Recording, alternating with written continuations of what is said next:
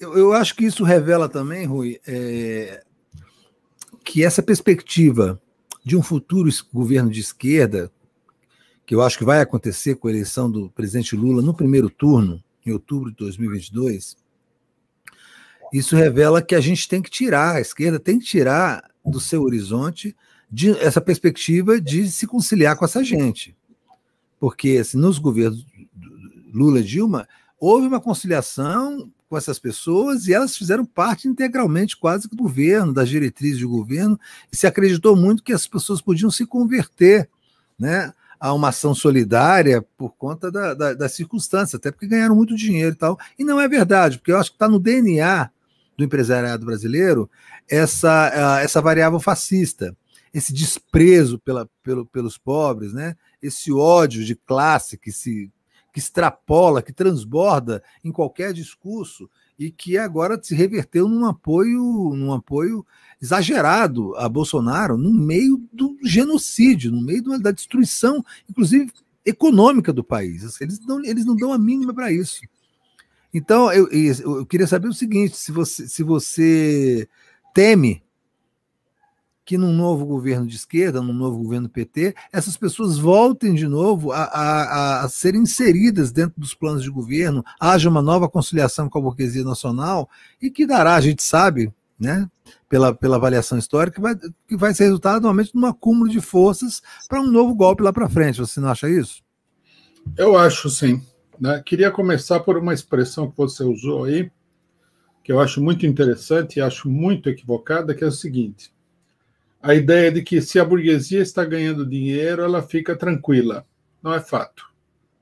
A política da burguesia não se baseia nisso daí, de uma maneira tão acentuada. Logicamente que ela quer ganhar dinheiro. Se você tiver um governo que faz a burguesia perder dinheiro sistematicamente, ela vai se livrar desse governo o mais rápido possível. Mas o problema da burguesia não é só ganhar dinheiro. Né? Ela não é uma classe que tem objetivos puramente econômicos.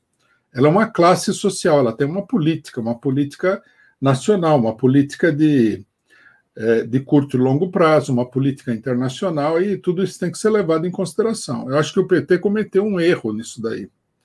Né? Eu ouvi, na época, nós discutimos aqui, né, acho que na quinta-feira passada, a ideia de que se você der dinheiro para a imprensa vai seguir os seus objetivos. Era uma ideia dentro do PT, não é fato. A Rede Globo, ela não é simplesmente uma máquina de fazer dinheiro. Ela é parte da classe dominante. E a classe dominante tem uma política, não é simplesmente um problema de ganhar dinheiro. Eu acho que existe uma tendência, né, no bloco, no terreno da esquerda, a alimentar essa ilusão de que é necessário colaborar com essa burguesia escória, né? Porque isso aí garantiria uma governabilidade, então é falso. Né?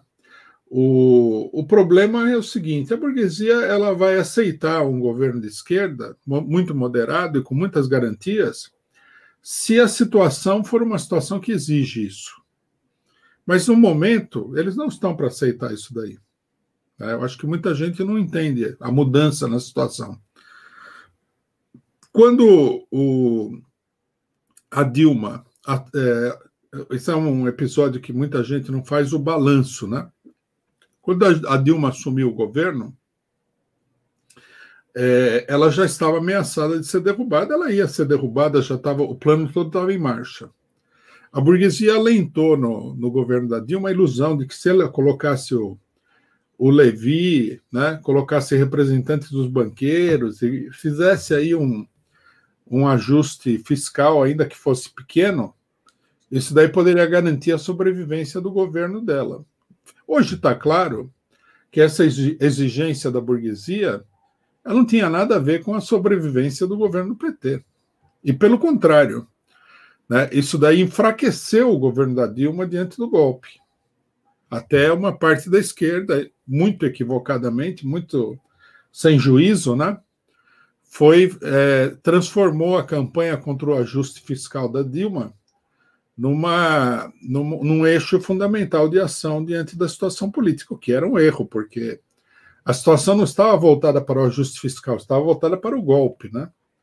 Eu me lembro que na época nós falamos várias vezes o seguinte, que se o golpe for executado, o ajuste fiscal da Dilma vai parecer uma brincadeira de criança perto do que eles vão fazer. E, efetivamente, né, quando o Michel Temer assume, o ajuste fiscal foi monstruoso, deixou pálido, deixou